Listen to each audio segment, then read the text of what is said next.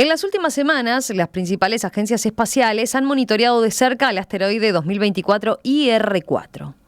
El objeto captó la atención de los astrónomos cuando apareció en la lista de riesgos de la NASA, en la que figura con una probabilidad mayor a 0 de impactar en la Tierra en 2032.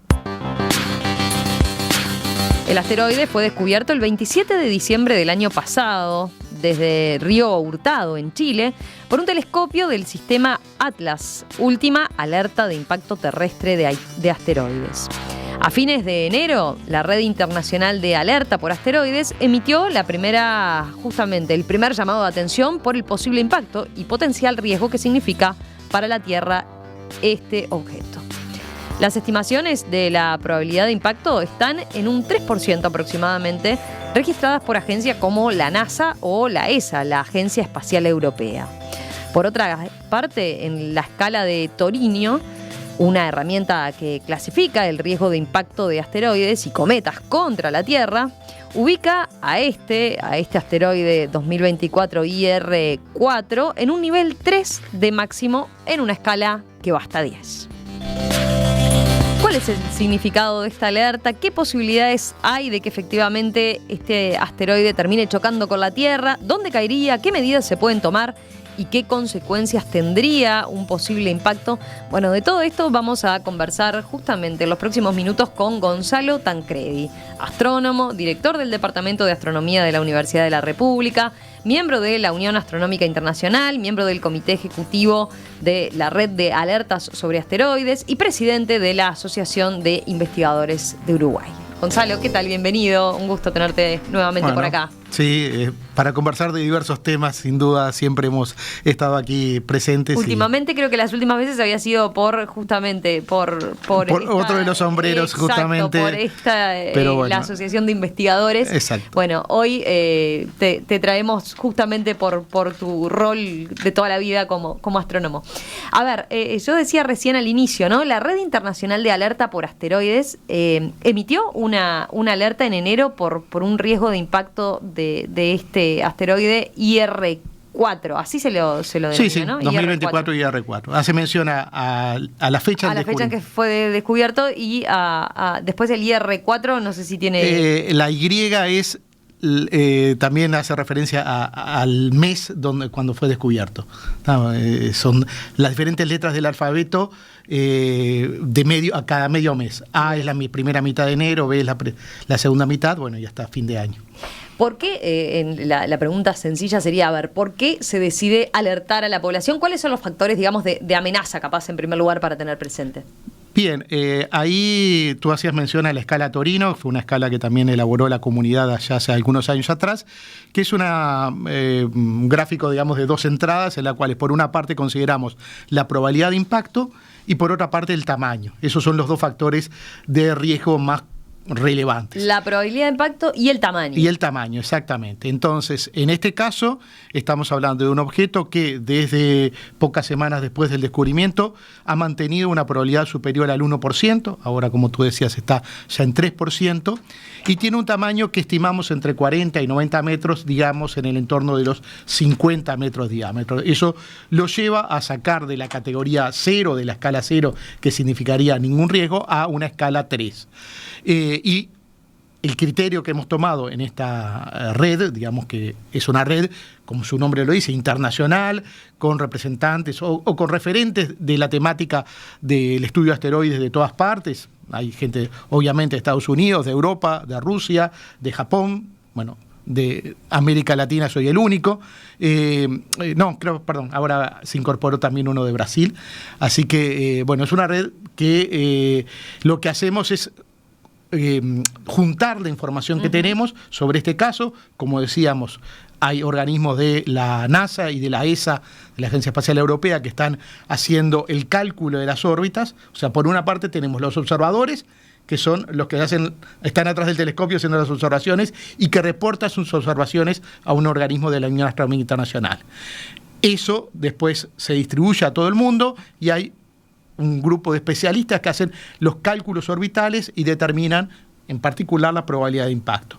Y eso nos lo comunican a nosotros para, y al público en general, porque son páginas que están, y frente a esta situación de que había más de un 1%, entendimos necesario hacer el primer anuncio, o sea, la primera alerta.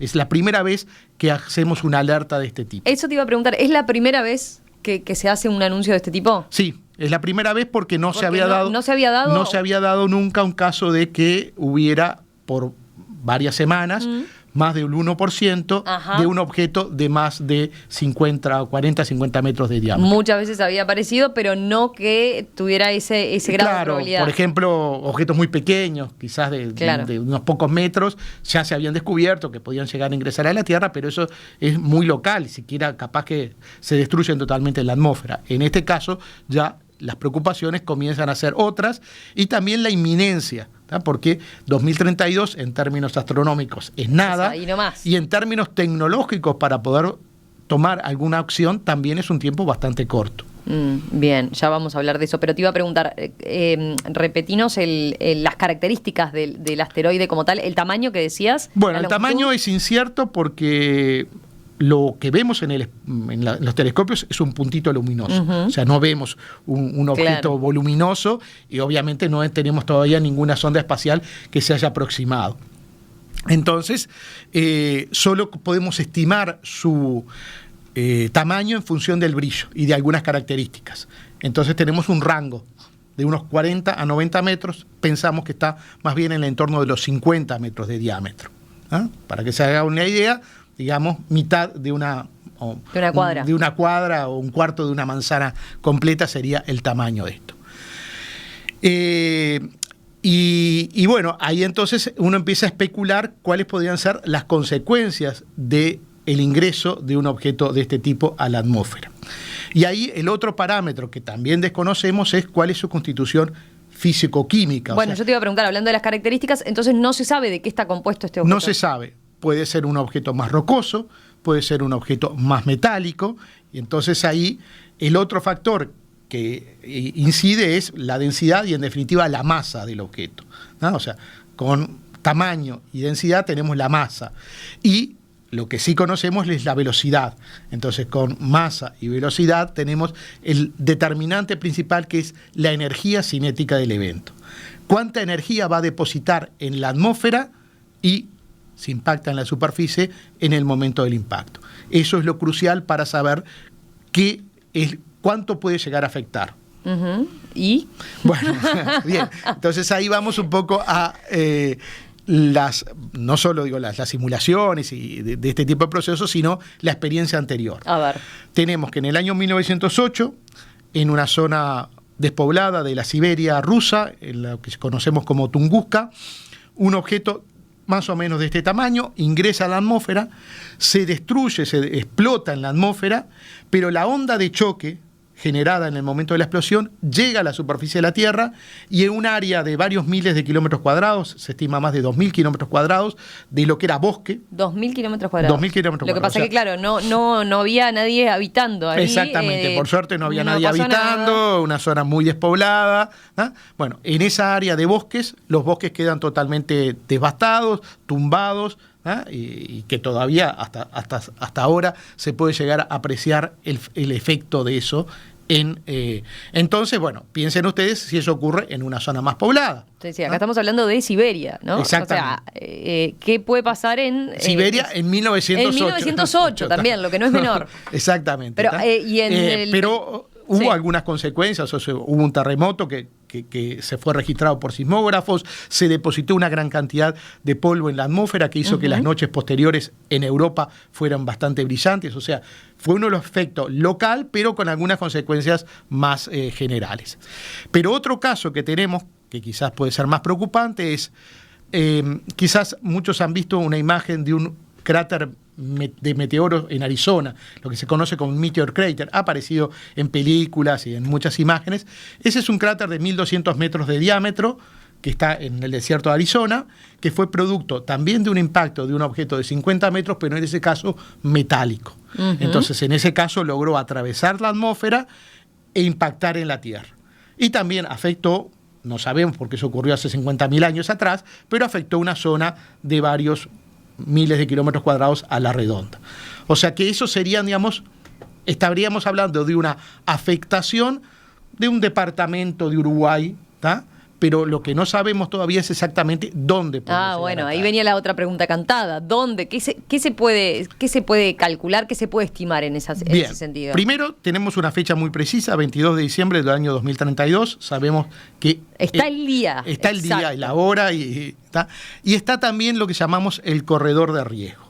Ajá. Ahí ustedes tienen que pensar, nosotros lo podemos poner en términos de un tiro al blanco. O sea, nosotros tenemos el blanco, que sería la tierra, y un tirador que tiene una cierta incertidumbre y que va a tener, y que en principio siempre tira en una cierta línea, ¿tá? O sea, más acá, más allá, etc. Esa línea, la podemos proyectar en la superficie de la Tierra y nos da lo que llamamos el corredor de riesgo. Ese corredor de riesgo va desde Colombia, Venezuela, ingresa en el Océano Atlántico, cruza África Central, Península Arábiga y termina en la India. O sea, el impacto va a poder ocurrir en algún punto de esa zona. Y como vemos, son zonas que algunas son muy pobladas, otras son en el Océano Atlántico, también cruza el desierto del Sahara, o sea, hay variedad de situaciones, pero también tiene la característica de dónde es que está ocurriendo esto para otra cosa que podemos hablar ahora después, que es qué acciones poder tomar. Porque estamos hablando de principalmente países subdesarrollados sin capacidad tecnológica o sin capacidad espacial, exceptuando la India. Eso es un punto no menor entonces, claro. Por lo que decís, de qué forma se puede actuar. Pero a ver, de las consecuencias decís, lo que tienen por ahora es eso, esas dos situaciones que se dieron en el tiempo, como para tener una referencia, ¿no? Pero después, poco más se puede estimar del tipo de daño que podría causar. Pensemos nomás ya una explosión en la atmósfera de grandes proporciones que afecta a un área del tamaño de un departamento de Uruguay. Eso es el tipo de afectación. La gente que está, si hubiera gente poblada, poblaciones en ese lugar, sería catastrófico.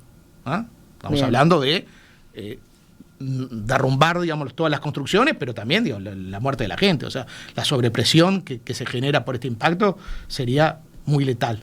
Pero sería, digamos, acotada. Pienso en, por ejemplo, lo que tendemos a pensar enseguida con la ciencia ficción, ¿no? Claro, ese es objeto que choca con la Tierra y colapsa todo. No es el y evento hace catastrófico que destruye a la humanidad. Ahí está. O sea, no es el evento... Estamos muy lejos de llegar a la situación de otro evento que capaz que está en el imaginario de la gente, que fue el de la extinción de los dinosaurios. Bueno, seguro. Ese ocurrido hace 66 millones de años atrás fue producto de un impacto de un objeto quizás del orden de 10 kilómetros, o sea, 10.000 metros, muchísimo más grande que este, y ahí sí las consecuencias catastróficas son a escala planetaria, a escala global. En este caso es muy limitado. Bien. Pero bueno, la gran ventaja que tenemos ahora, y recién lo hablábamos antes de salir, es que tenemos la tecnología para poder, por una parte, saber que estos riesgos existen, tomar medidas, digamos, determinar precisamente y, bueno, también empezar a planear acciones. Si te parece, después de esta tanda, vamos por ese lado, a ver en qué se puede trabajar y qué se puede hacer mientras tanto. Bien. Estamos hablando de los próximos 7 años, o sea, no tampoco tenemos tanto tiempo. Enseguida volvemos y continuamos esta conversación con el astrónomo Gonzalo Tancredi, justamente a partir de esta novedad, este asteroide 2024 IR4, que fue identificado a fines del año pasado y ha generado esta preocupación en la comunidad científica internacional. Hoy aquí en Perspectiva estamos recibiendo a Gonzalo Tancredi para profundizar sobre el asteroide 2024 IR4, que fue identificado a fines del año pasado y ahora genera cierta preocupación en la comunidad científica internacional. Según los últimos estudios de la Red Internacional de Alertas por Asteroides, a la que pertenece Tancredi, al momento existe una probabilidad de chocar con la Tierra, de que este objeto choque con la Tierra, del 3,1% para el año 2032, esto según datos de la NASA. Aunque parezca una cifra pequeña, una cifra poco probable, es la primera vez que el organismo internacional de la ONU emite una alerta por este caso. ¿Por qué las características de este asteroide generan preocupación? En caso de caer en la Tierra, bueno, ya veíamos cuáles son las zonas de riesgo y también podemos indagar en qué medidas se pueden tomar. De eso es que estamos conversando con Gonzalo Tancredi, justamente astrónomo, director del Departamento de Astronomía de la Universidad de la República, miembro de la Unión Astronómica Internacional, miembro del Comité Ejecutivo de la Red de Alertas sobre Asteroides y presidente de la Asociación de Investigadores de Uruguay. Gonzalo, antes de saber a ver qué se puede hacer, me quedaba preguntarte, estamos hablando de que fue hallado a fines del año pasado, ¿no? 27 de diciembre. Sí. 27 de diciembre fue descubierto. ¿Por qué y por qué se dio desde un telescopio en Chile en particular? A nivel mundial existen varios sistemas de búsqueda de asteroides que anualmente descubren miles de asteroides. Y en particular, digamos, estos que se llaman asteroides cercanos a la Tierra. Uno de ellos es este sistema Atlas, que tiene telescopios distribuidos en diferentes partes del mundo. En ese caso son telescopios que diríamos en términos de astronomía profesional relativamente pequeños, de algunas 50 centímetros, creo que así. Y se pueden descubrir en ese caso asteroides que estén suficientemente brillantes. Para que se haga una idea, los asteroides no brillan por luz propia, sino por luz reflejada del Sol. Entonces depende del tamaño del asteroide y la cercanía con la Tierra y con el Sol para poder ser detectado. Entonces estamos hablando que este es un asteroide relativamente pequeño que pudo ser detectado porque estaba en ese momento relativamente cerca del Sol. Por eso se dio ese fenómeno que hizo que fuera detectado. Y de hecho ya los días posteriores dejó de ser observable para telescopios pequeños. Ajá. Hoy en día ya está solamente detectable con telescopios de porte, diría, mediano a grande o grande, telescopios de más de 4 metros de diámetro de espejo. Así que, y vamos a tener, y eso creo que es importante señalar, una ventana de observación hasta abril de este año. ¿Qué quiere decir eso? Que se puede seguir observando. Que se puede seguir para observando. Poder determinar que la probabilidad aumente o disminuye, lo que tenemos que incorporar es más observaciones. Lo que nosotros decimos ampliar el arco de observación. Ampliar la cantidad de días en las cuales se observa este objeto y de esa forma poder mejorar la determinación orbital. Ya, eso están abocados los astrónomos. Y en eso, en los días previos se mantuvo estable porque estábamos en luna llena y no se pueden hacer observaciones de objetos débiles. Ahora ya, a partir del día de ayer o anteayer, comenzaron nuevamente las observaciones que se van a extender por un par de semanas y después de vuelta se puede retomar en marzo. Y ahí entonces cerramos esta ventana de observación porque ya va a ser tan débil que ni siquiera los mayores telescopios de 8 y 10 metros se pueden utilizar y tenemos que esperar a junio del año 2028 para poder volver a observarlo. Y se le va a poder hacer un seguimiento, digamos. Exactamente, lo que estamos haciendo es un seguimiento. No sabemos, porque es impredecible, digamos, al cerrar esta ventana de observación de abril, si ya vamos a tener certeza de que la probabilidad es despreciable, o sea, que empieza a caer este valor de 3% o que siga aumentando. Es muy probable que siga aumentando, pero que no lleguemos a la certeza o a valores, por ejemplo, superiores al 50%. Pero ya llegar a más del 10%, hay que empezar a tomar y a planear acciones. Ahí hay un punto que quería consultarte, porque cuando yo decía hoy, anunciábamos la noticia, generábamos como cierta alerta, cierto nerviosismo, entre otras cosas, para que le generara curiosidad para escuchar la nota. Pero tú como especialista, ¿qué grado de preocupación real hay que tener por esto? Yo creo que hay que estar alerta, digamos, o sea, estar pendiente de lo que suceda. No causar pánico, porque todavía no tenemos razón. Es muy probable que no pase nada, pero también hay cierta probabilidad de que sí. Entonces, en cualquier situación de esta de riesgo, bueno, es saber que hay una probabilidad no despreciable de que puede ocurrir un evento que tendría como consecuencia, lo que decíamos anteriormente, afectaría en una de las posibilidades a millones de personas. Vayamos a eso. ¿A qué se hace en estos casos, no? Paralelamente a este organismo que decíamos de la red de alerta, existe otro organismo en el cual participan esencialmente agencias espaciales, otro organismo patrocinado por las Naciones Unidas. Ahí ya se está debatiendo. Ajá. Y a su vez también es algo que como que nos hemos venido preparando la comunidad astronómica y la comunidad científico-tecnológica para esto. Hemos realizado cada 2 años unas conferencias llamadas Conferencia de Defensa Planetaria, de hecho la próxima es ahora en Sudáfrica, en la cual se han hecho simulacros de qué es lo que hay que hacer ante una situación de este tipo. ¿Ah? O sea, plantearnos una situación realista, posible, y ver los pasos a tomar. Y a su vez también lo otro es, se han propuesto y se han puesto en práctica algunas tecnologías para desviar el asteroide.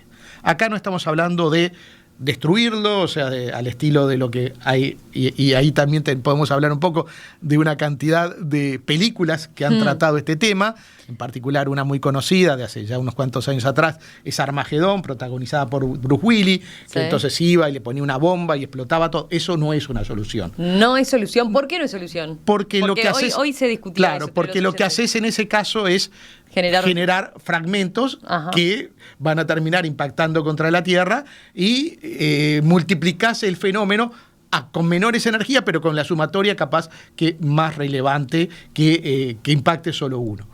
Entonces, la técnica es desviarlo, ¿no? Al estilo de lo que nosotros decimos jugar con un billar cósmico.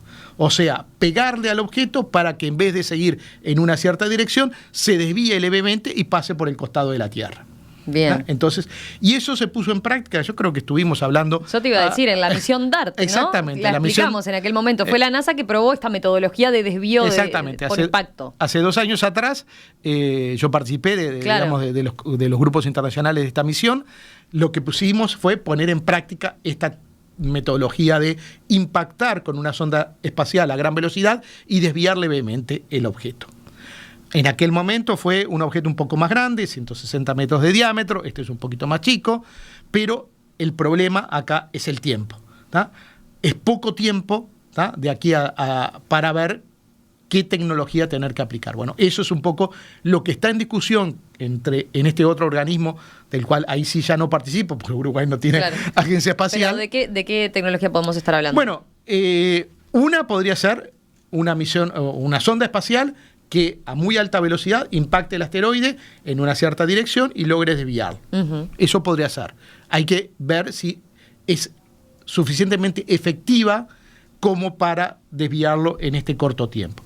Eso, se están haciendo los cálculos como para poder saber si es eso. Bueno, eso sería, lo óptimo, ¿tá? Poder, si se compró... Yo no diría... acá... También volvemos a un tema de probabilidad. Si la probabilidad llega a aumentar a más de, 20, 30, 50%, yo creo que ahí amerita tomar alguna acción. Porque la probabilidad pasa a ser, muy considerable. Y entonces ahí hay que evaluar, si esta alternativa puede ser viable. Puede pensarse en alguna otra alternativa, también de desvío. Y si no, la alternativa que va a quedar es, sabiendo el lugar de impacto, hacer una evacuación de la zona. Pero ahí depende mucho de dónde impacte, porque podemos estar hablando de tener que evacuar una zona de millones de personas. Claro. Sí, mencionaste la India, ¿no? En esa trayectoria. La India o África Central, estamos hablando de países muy poblados. Venezuela, Colombia. Estamos hablando de toda zona. Claro, si caen en el Atlántico... También cabe señalar, en el caso de caer en el océano, lo que podría llegar a producir es un tsunami, pero no de grandes proporciones. Bien. No de grandes proporciones. O sea, un tsunami quizás de los que estamos más habituados a escuchar sobre tsunamis generados por terremotos, pero podría llegar a producirse un tsunami. Con el paso del tiempo, o a partir de esta otra observación que van a poder hacer en 2028, ¿sí se va a tener un dato más preciso de dónde va a caer? O en caso de, si la probabilidad es real, ¿no? El lugar preciso solo se va a saber cuando las probabilidades pasen a ser del orden del casi 100%. ahí solamente en ese caso. Si no, se va a mantener siempre esa región que se llama el corredor de riesgo. Quizás con más o menos probabilidad, dependiendo de la ubicación en el corredor, pero en principio el corredor de riesgo solo lo vamos a poder delimitar exactamente cuando las probabilidades lleguen a casi la certeza, ¿tá? Que ojalá no ocurra, pero tenemos que estar prevenidos, digamos, de esta situación. Ricardo pregunta, ¿es peor que caiga en el Pacífico por los tsunamis? Bueno, ahí... Atlántico-Pacífico es más o menos lo mismo. Es lo mismo, en ese sentido. Hay que ver exactamente, también se han hecho simulaciones numéricas. Pero sí sería mejor que caiga claramente... En el océano, sin duda. Porque, sí, porque... Por esto que decís, no sería no serían tsunamis de grandes proporciones, quizás olas de algunos... Hay que saber, digamos, pero no van a ser olas gigantescas de decenas de metros. Posiblemente sea alguna ola de unos pocos metros, pero también ahí es muy difícil simular esto. O sea, es muy difícil simular, cuando digo simular es reproducir en la computadora las consecuencias de, por ejemplo, el ingreso a la atmósfera y la interacción con el océano. Es un problema tecnológicamente, técnicamente muy desafiante poder hacer simulaciones creíbles, confiables sobre esto. Vuelvo sobre un aspecto que mencionabas anteriormente. Los países que están involucrados, digamos, o que más pueden preocuparse, decías, no son los que tienen más desarrollada tecnología, no son los que tienen más capacidad para poder justamente atender el tema. Entonces, en la comunidad internacional, pienso en las grandes agencias espaciales, ¿este tema que es uno más o no? ¿Qué prioridad se le está dando realmente? En este otro organismo paralelo a la Red Internacional de Alerta de Asteroides, sí hay preocupación. De hecho, ya el tema ha estado presente en reuniones de Naciones Unidas. Hace un par de semanas atrás hubo una reunión del Comité para el Uso Pacífico del Espacio Exterior en Viena, en el cual el tema estuvo presente y se estuvo discutiendo, digamos, las acciones. Yo creo que es un tema que tiene que preocupar a la comunidad internacional, digamos. No es solamente un problema de los países involucrados. Es un tema geopolítico muy interesante de analizar, porque volvamos a la idea de desviarlo. Entonces, piensen ustedes, vamos a decir, para manera de ejemplo, la mayor probabilidad de impacto estaría, no sé, en el Océano Atlántico o en África, y queremos desviarlo en alguna dirección. ¿Cuánto queremos desviarlo? Bueno, queremos desviarlo de tal forma que no impacte la Tierra, pero lo vamos a desviar hacia la derecha o hacia la izquierda. Y entonces, si falla el desvío, si no lo desviamos suficiente, eso va a significar que en vez de tener la mayor chance de impacto en África Central, la desviamos hacia Colombia, Venezuela, o la desviamos hacia la península arábiga e India. Entonces ahí hay un tema geopolítico muy importante y, volviendo a lo tuyo, ¿quién toma esas decisiones?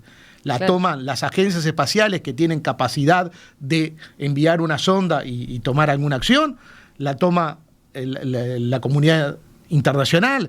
Bueno, es un problema que también en esas reuniones que decíamos, hemos hecho esos simulacros, hacemos una reunión en la cual algunos actúan de astrónomos, otros actúan de ingenieros aeroespaciales, otros actúan de gobierno, otros actúan de prensa, porque ahí están todos los actores involucrados. Y por eso, para mí, una de las películas, que también volviendo a las películas que han tratado este tema, que es una más reciente, de Don't Look Up, no mirar para arriba, protagonizada por Leonardo DiCaprio, plantea el tema justamente con todos esos actores dialogando, no muchas veces en forma constructiva, porque hay intereses, están los intereses políticos de corto plazo, los intereses empresariales, cómo lo toma la prensa, lo toma seriamente, se ríe de la situación. Es realmente una situación que es interesante de analizar ya desde otra perspectiva. Mira, Marcelo decía a propósito de cuál es la película que mejor simula o plantea. Dice, fui alumno de Gonzalo hace años, cuando estudiaba licenciatura en astronomía hace muchos años. Preguntale si tenemos que ir viendo la película Impacto Profundo para hacernos a la idea, decía él. Sí. En mi opinión, es la película más realista de un evento de este tipo que se ha hecho. Sí, Cuando salió Armagedón, salió prácticamente en forma paralela a Deep Impact, Impacto Profundo. Y recuerdo que hicimos, no sé si fue en el Planetario o mismo en la facultad, una especie de seminario de discusión comparativamente sobre las alternativas que se planteaban de desvío en estas películas, y bueno, un poco la conclusión fue que Impacto Profundo se acercaba más. Porque además, digamos, fue una película que tuvo su asesoramiento por parte de colegas, de astrónomos, o sea, y muchas de estas películas lo tienen. Entonces, sí, Impacto Profundo, y después, para analizar este otro problema del diálogo entre los diferentes actores, Don't Look Up me parece que está muy interesante. Lili pregunta, ¿qué pasaría con los satélites que orbitan la Tierra? A ver, en principio los satélites no se verían afectados, digamos, el objeto antes de ingresar a la atmósfera es muy pequeño, digamos, las chances de impacto son muy pequeñas, no se verían afectados. Cabe señalar también que hay otro evento que no tiene consecuencias, pero que va a ser interesante de analizar, que es la aproximación en el 2029 de otro asteroide un poco más grande. Bueno, yo te iba a preguntar eso. ¿Tenemos otros riesgos ahí? Sí, sin duda. Este es el top en la lista, pero hay otros. Este otro asteroide que estoy mencionando se llama Apophis, que en el año 2029 va a hacer una aproximación a una distancia, me hizo acordar porque justamente es una distancia inferior a los satélites geoestacionarios, ¿no? Va a pasar rasante a la Tierra. Y de hecho va a ser tan cercano que va a ser visible a simple vista durante algunas horas desde África y Europa. Y por eso veníamos trabajando ya con otro grupo desde hace algunos años en proponer que el año 2029 se declarara Año Internacional de la Alerta o Concientización sobre los Asteroides y la Defensa Planetaria.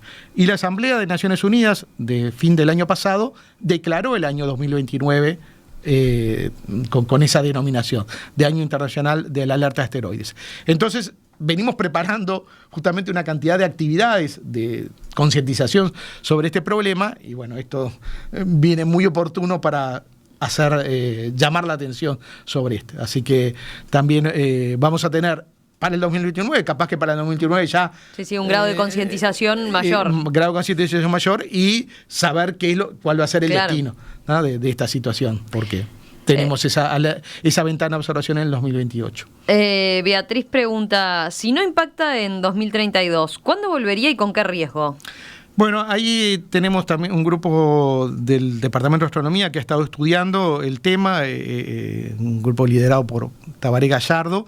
Pueden buscarlo también porque hay algunas simulaciones que ellos han hecho. Es un asteroide que va a tener lo que llamamos encuentros recurrentes con la Tierra. Bueno, mira, tengo otra pregunta. Héctor decía eso. ¿Estos dos objetos que estás mencionando, que se acercan a la Tierra, son parte de algún ciclo periódico? No, o sea, no periódico general, sino que cada uno de ellos tiene generalmente una recurrencia de impactos. Y entonces uno, si entra en las páginas, por ejemplo, de la NASA o de la ESA, en el cual se listan, van a ver que cada uno de estos tiene el impacto en tal año, pero después otro y otro y otro. Por ejemplo, hay otro asteroide que es el asteroide Bennu, que fue visitado por otra sonda espacial, Osiris-Rex, hace algunos años atrás, que tiene para el año 2182, creo que es, una probabilidad menor, pero también no a considerar de impacto con la Tierra. Y en esos años tiene muchos eventos de posible impacto. Es una dinámica que nosotros le llamamos una dinámica caótica, es una dinámica que es muy difícil de predecir a largo plazo, porque estos encuentros con los planetas, y en particular con la Tierra, cambian su evolución. Bien. Van cambiando, o sea... Van cambiando, o sea, no es que no tiene la periodicidad que tiene o la secuencia que tienen los planetas del sistema solar, que son objetos con órbitas mucho más estables. Estos objetos pequeños, como encuentran los planetas, tienen una dinámica, un movimiento más errático. O sea, que lo podemos predecir, pero acá... creo que mucha gente conoce el efecto del caos, en el cual uno puede, con dos condiciones iniciales, considerar la evolución del sistema y ver que la evolución se separa, se dispara, y es difícil predecir el futuro. Bueno, eso es un poco lo que está sucediendo con estos objetos.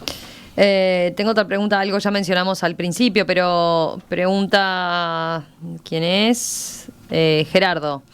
¿la onda de presión es absorbida por la Tierra o el rebote en la Tierra puede afectar las distintas capas de la atmósfera en cuanto a su densidad, composición y espesor?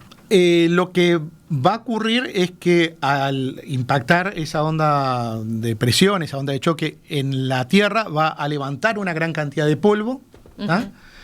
Primero va a producir un terremoto localizado, pero que se va a sentir en una zona considerable, digamos, y hoy en día con la capacidad capaz que a escala mundial. Y después lo que ocurre es que se levanta una gran cantidad de polvo, de polvo, ya puede ser tierra, pero también van a ser pedazos de vegetales, etcétera, y eso va a quedar depositado en la atmósfera por varios días. Entonces, y después distribuido en una amplia zona. Entonces, en sí la atmósfera inmediatamente se recupera, pero con ese contenido de polvo que hace que, por ejemplo, bueno, la radiación solar disminuya un poco o que haya también noches como iluminadas por la presencia de polvo en la atmósfera. Al estilo de lo que puede ocurrir con una erupción volcánica. Bien, perfecto. O sea, también podrían afectarse los vuelos. Los vuelos también. Bien, ahí ya tenemos ahí un panorama, por lo menos para situar. Gonzalo Tancredi, astrónomo, director del Departamento de Astronomía de la Universidad de la República.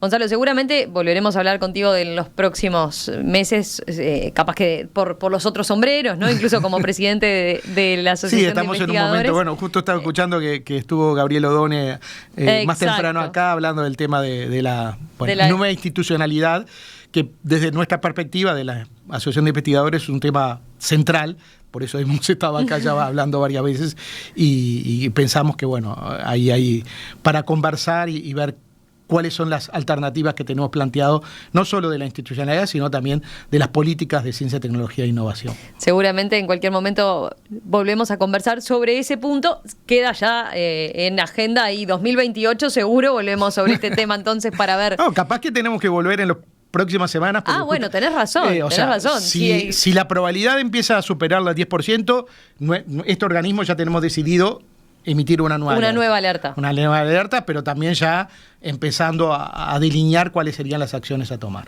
Perfecto. Así que las próximas Quedamos semanas... atentos ahora ya en el corto plazo, entonces. Gracias, Gonzalo. Gracias a las órdenes.